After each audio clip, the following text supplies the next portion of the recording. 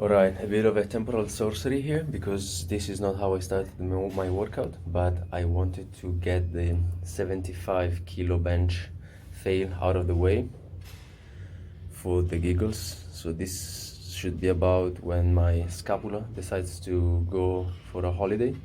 And it's unfortunate because a few days before I actually had pushed 75 kilos. So I wasn't really happy to see it not go up this time around.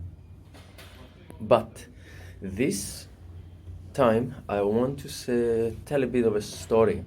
The other day I was having a chat with an acquaintance of mine and that I hadn't seen in a few months, and the first thing he did when we met was thanking me for recommending leg curling exercises to him a few months ago for knee health.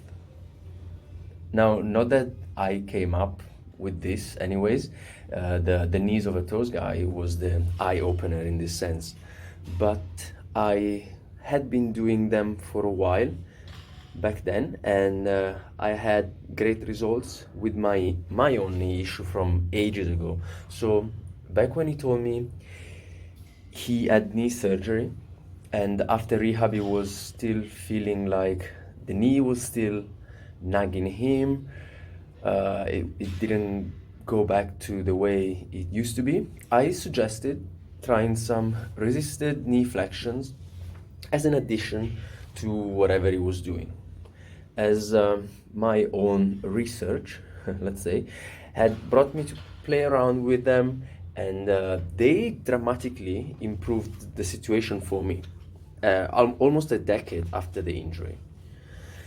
And so we were talking about the feeling of weakness we both had and instability in the joint, and how even that would manifest itself as actual soreness in cold or humid weather, or what I used to have was also real pain when forced in the same position for long periods of time, like during flights or driving long distances.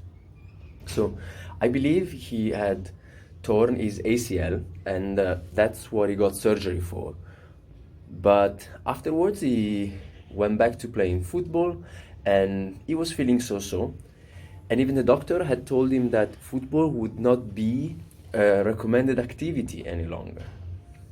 Now, I understand that doctors see a massive amount of people, and I'm sure that the reality is that many of them never manage to go back to a healthy state after a huge surgery like a ligament reconstruction.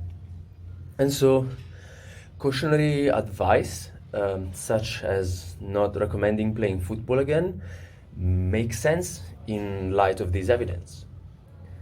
But what I think, and I only have a few anecdotes from people I know, and surely more stories from the internet, so this isn't scientific and all that, is that how you tackle your rehab is what determines whether you will be another statistic that enlarges the pile of evidence behind the doctor's advice not to engage in some activities anymore, or you might be another miraculous, quote unquote, mind-boggling tale of someone who should not have been able to kick a ball again, and now he's doing freaking Nordic curls for repetitions.